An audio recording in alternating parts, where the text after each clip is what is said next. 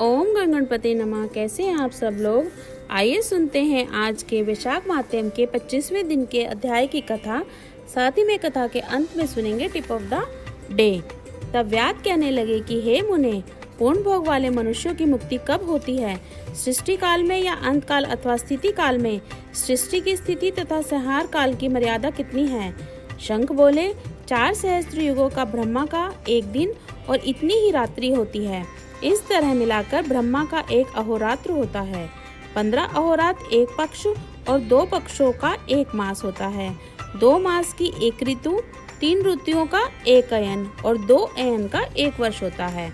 इस प्रकार ब्रह्मा जी के 100 वर्षों का एक ब्रह्म कल्प होता है। इसी को वेद के जानने वाले प्रलय का समय कहते हैं। प्रलय 3 प्रकार से होती है। एक मानव प्रलय जिसमें मनुष्य का अंत होता है। दूसरी दैन दिन्य प्रलय, ब्रह्मा जी के मुहूर्त एक मनु की प्रलय होती है। इसी प्रकार जब 14 मनु हो जाते हैं तब एक दैन दिनी प्रलय होती है। मवंतर प्रलय में पृथ्वी, आकाश और पाताल तीनों लोकों का प्रलय हो जाता है। परंतु इस मवंतर प्रलय में चैतन्य जीवों का ही नाश होता है, किंतु लोकों के स्वरूप का नाश नहीं होता। केवल उन लोकों में धन जल प्लावन हो जाता है। फिर मवंतर के अंत में चैतन्य जीवों की उत्पत्ति हो जाती है, लेकिन पैनंदनीय प्रलय में लोक और लोकत सबका नाश हो जाता है। सिर्फ एक सत्य लोक ही रह जाता है। ब्रह्मा जी के शयन करने पर चैतन्य अधिभूतों सहित सबका नाश हो जाता है।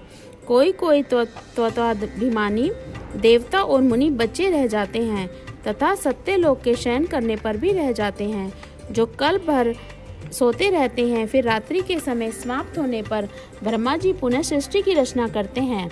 शंख कहने लगे कि हे व्याध, अब मैं तेरे सामने सृष्टि काल और मुक्ति काल का वर्णन करता हूँ। भगवान का एक निमेष यानी कि पलक झपकना ब्रह्मा जी के एक कल्प के बराबर होता है। उतना ही समय पलक का खुलना निमेष के अंत में अपने कुछ श्लोकों और कुछ जीव समूहों को अपने उदर में रखता है।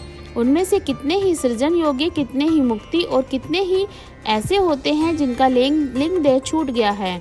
श्रुति देव जी कहते हैं, जब यह कथा शंख व्याध को सुना रहे थे तब सबके देखते देखते वह पंचशाखी वृक्ष पृथ्वी पर गिर पड़ा और उसके कोटर में से एक बड़ा भयंकर सर्प तत्काल पाप रूपी देह को त्याग कर हाथ जोड़कर सिर झुकाकर वहीं बैठ गया।